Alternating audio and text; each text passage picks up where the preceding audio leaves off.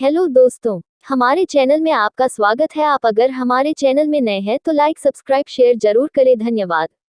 हजारों वर्ष पहले की बात है। राजा पृथु की वंश परंपरा में प्राचीन बरही नाम के एक बड़े यशस्वी राजा हुए हैं। उन्होंने यज्ञादि कर्म कांड, योगाभ्यास तथा बल पराक्रम से प्रजापति का पद प्राप्त कर लिया था। वह बाहरी कर्म कांड और यज्ञों में पशु बलि आदि को ही सब कुछ समझने लगा था। ऐश्वर्य और भोग विलास का जीवन व्यतीत करने में वह इंद्र से स्पर्धा रखने लगा था। एक बार महर्षि नारद राजा के पास आए और कहने लगे, राजन, इन थोथे कर्मों से तुम अपना कौन सा कल्याण कर रहे हो? जो पुरुष संसार की विषय वासना में ही लगा रहता है, कपटपूर्ण गृहस्थाश्रम में ही डूबा अपने देह गेह धन धरा दारा सुत को ही परम पुरुषार्थ मानता है और थोथी नींव पर अपने यश का महल खड़ा करना चाहता है, वह ज्ञानी संसार सागर की लहरों के थपेड़े खाता हुआ उसी में भटकता रहता है, अपना वास्तविक कल्याण सिद्ध नहीं कर सकता। लोक कल्याण तो उस जड़ बुद्धि से क्या होगा? तब मूर्ति महर्षि नारद के ये वचन सुनकर राजा के मन को झटका सा तो लगा, किंतु उसने कहा, महाभाग नारद जी, जीवन क्षणिक है, इसमें इंद्रिय सुख की अवहेलना क्या उचित है? और मैं तो इंद्र के समान सैकड़ों हजारों यज्ञों का अनुष्ठान करके कल्याण का कार्य भी कर रहा हूँ। आप मेरी निंदा कैसे कर रहे हैं? राजा का कथन सुनकर महर्षि का मुखमंडल तमतमा उठा। उनकी आंखों से तेज की चिंगारियां बरसने लगी। गंभीर गर्जनापूर्ण वाणी में वे बोले, देखो देखो राजन, तुमने यज्ञों में निर्दयतापूर्वक जिन हजारों निरीह पशुओं की बलि दी है, अपनी स्वार्थ साधना और रसना लोलुपता के लिए जिन जिन का पेट तन काटा है, अपने और अपने कुटुंब के सुख वैभव के लिए जिस जिस को मिट्टी में मिलाया है, उन्हें आकाश में देखो। वे सब तुम्हारे द्वारा दी गई यातनाओं को याद करते हुए बदला लेने के लिए तुम्हारी बाट जोह रहे हैं।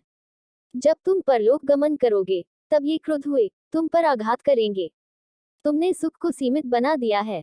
इंद्रिय लोलुपता का परिणाम भयंकर होता है। राजन, इस संबंध में मैं तुम्हें राजा पुरंजन का एक प्राचीन उपाख्यान सुनाता हूँ, ध्यान से सुनो। राजन, पूर्वकाल में आत्मराम नाम का पूतमना राजा था। वह अपने परमानंद विज्ञात नामक एक मित्र के साथ आनंद द्वीप का अधिवासी था। वे दोनों आध्यात्मिक जीवन बिताते हुए आनंद के साथ रहते थे। एक दिन आत्मराम अपने मित्र से बिछुड़ गया। उसे संसार की हवा लग गई। तरह तरह के सांसारिक भोगों की लालसा उसमें जाग उठी। वह उन भोगों को भोगने के लिए किसी रमणीक स्थान की खोज में सारी पृथ्वी में घूमता फिरा, मगर उसे फिर भी कोई उचित स्थान न मिला।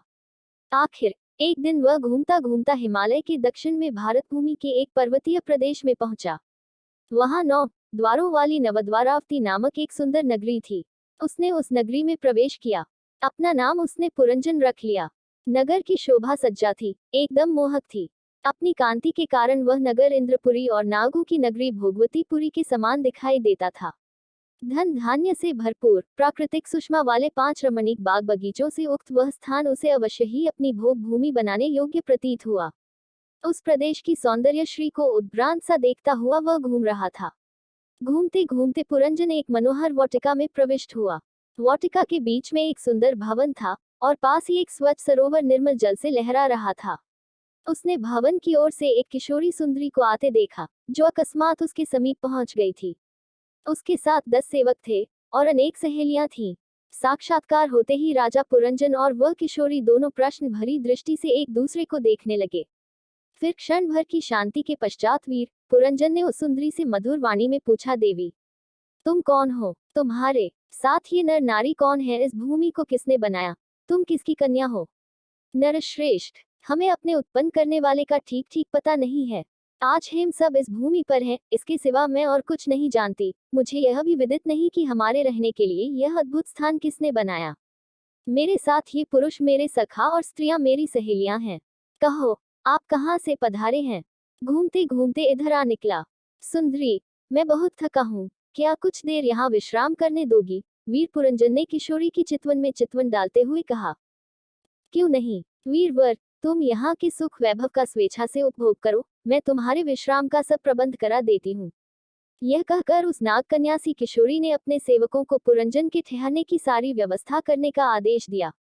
पुरंजन विश्राम भवन में चला गया। सांध्य गगन की लालिमा से सरोवर का जल स्वर्णमय दिखाई देता था। मंद मंद पवन तरुराजी में कंपन भर रहा था। पुष्पों की महक से वातावरण और भी मादक बना था। सरोवर के तट पर खोया हुआ सा खड़ा पुरंजन सब कुछ देख रहा था। जब से वह यहाँ आया था, उसके मन प्राण एक विचित्र विकलता के अनुभव में डूबे थे। वह अपने आनंद द्वीप और हाँ के मित्र को भूल चुका था।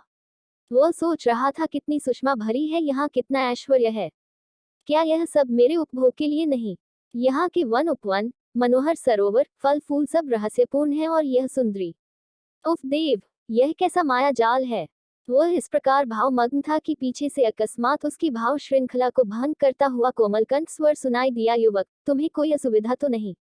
असुविधा? साध्वी, यहाँ की प्रत्येक वस्तु ने न जाने कैसी मोहिनी सी डाल दी है। यहाँ से अन्यत्र जाने के बाद भी मैं इस प्रभाव से कभी मुक्त हो सकूंगा, इसमें संदेह है। पुरंजन ने उस युवती की ओर दृष्टि घुमाकर कहा, जाने की जरूरत ही क्या है वीरवर, यहाँ के सुख वैभव का अनंत काल तक स्वेच्छापूर्वक उपभोग करो। समस्त भूमि और इसके पदार्थ तुम्हारे लिए प्रस्तुत हैं, यहाँ के स्वामी बनकर रहो।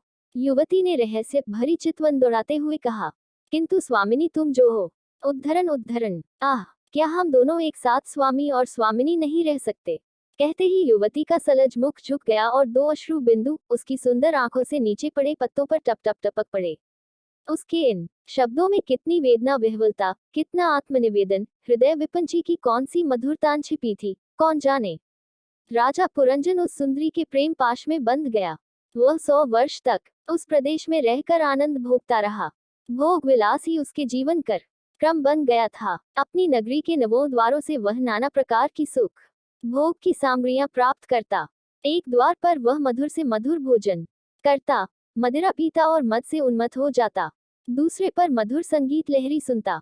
तीसरे द्वार पर मादक सुगंधी का पान करता, तो चौथे पर मनोहर दृश्यों से अपने को तृप्त करता। इस प्रकार हर द्वार पर उसे इंद्रिय सुख प्राप्त होता। उसका चित्त हर समय तरह तरह की विषय वासनाओं में लगा रहता। वह उस सुंदरी अपनी पत्नी पुरंजनी के मोह में फंसा रहता।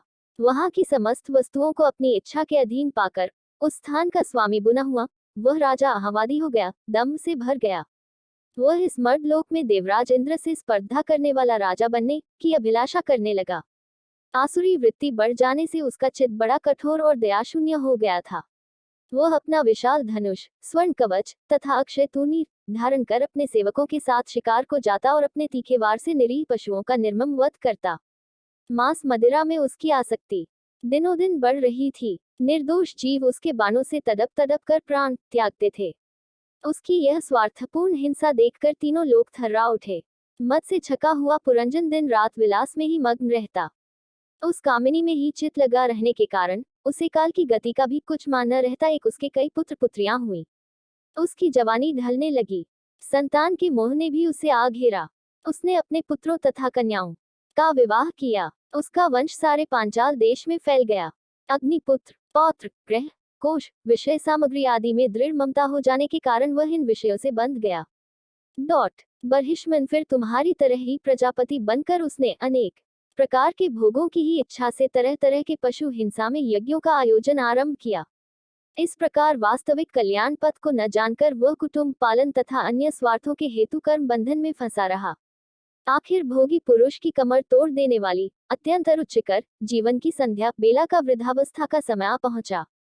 मनुष्य का दंभ, अहंकार और ऐश्वर्य लोगों की ईर्ष्या, द्वेष और शत्रुता का कारण बनता है। राजा पुरंजन को इस प्रकार अभिमान पूर्वक निर्बाध ऐश्वर्य भोगते देखकर गंधर्व राज चंडवेग ने ईर्ष्या द्वेषवश उसके नगर को लूटने के लिए चढ़ाई कर दी। इतने दिनों तक विषय भोग में मस्त तथा स्त्री के वशीभूत रहने के कारण अब तक वह इस अवश्यंभावी भय से अनभिज्ञ ही था। गंधर्वराज द्वारा नगर की हानि देखकर वह बहुत चिंतित हुआ।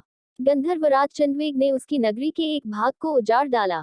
वह विवेकहीन, विषयी, अशक्त राजा सब कुछ देखते रहने के सिवा कुछ न कर सका। राजन, इन्हीं दिनों राजा कालराज की एक कन्या, जिसका नाम जरारानी था, वर की खोज में तीनों लोकों में भटक रही थी। उसे कोई स्वीकार करने को प्रस्तुत न था।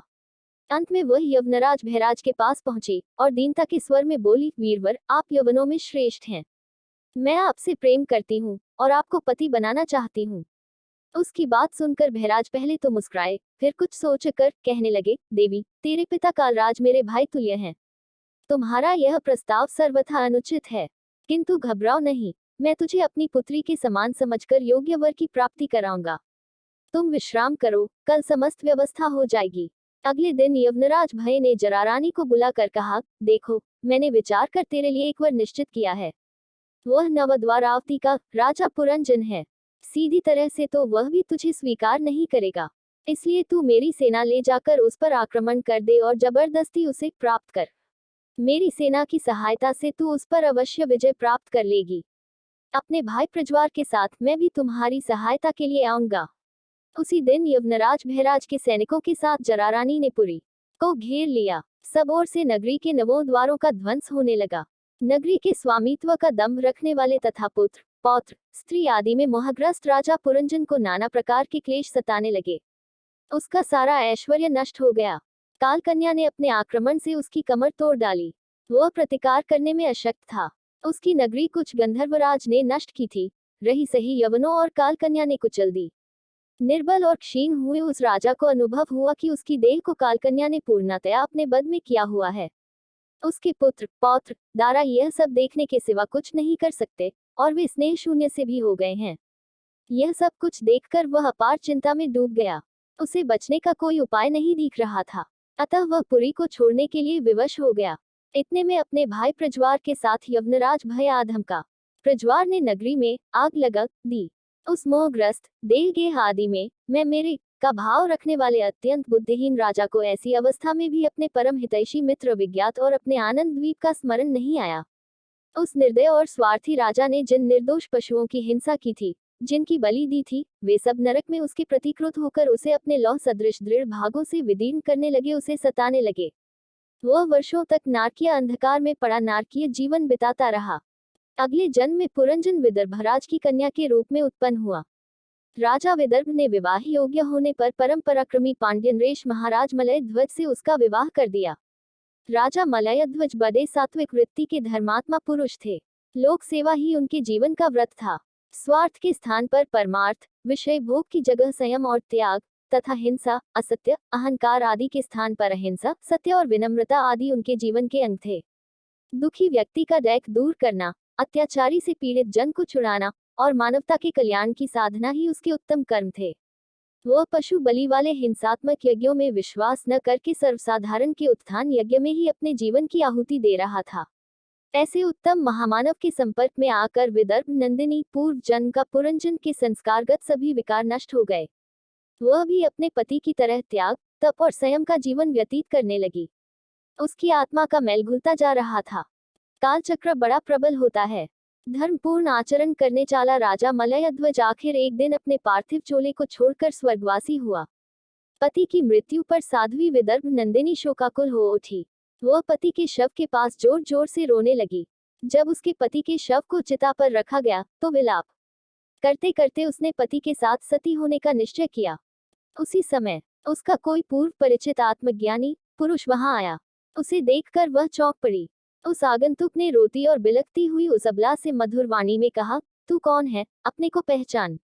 क्या तूने मुझे नहीं पहचाना?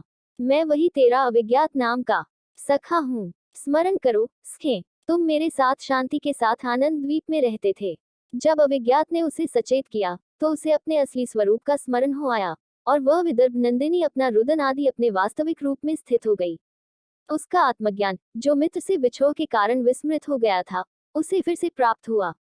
फिर से वे आनंद द्वीप के अधिवासी हुए। प्राचीन बरही यह कथा मैंने आत्मज्ञान का उपदेश देने के लिए सुनाई है। व्यक्तिगत स्वार्थ, विषय वासना, हिंसा, मद मत्सर आदि से मनुष्य का कोई कल्याण सिद्ध नहीं होता। ऋषि के अंतिम शब्दों की समाप्ति पर मंत्र सुत से बैठे सुनते हुए उस राजा को फिर एक झटका सा लगा। महर्षि नारद के कथन की गरिमा से उसका मनोमालिन्य वाष्प बनकर 2 अश्रुबिंदुओं के रूप में पृथ्वी पर टपक पड़ा।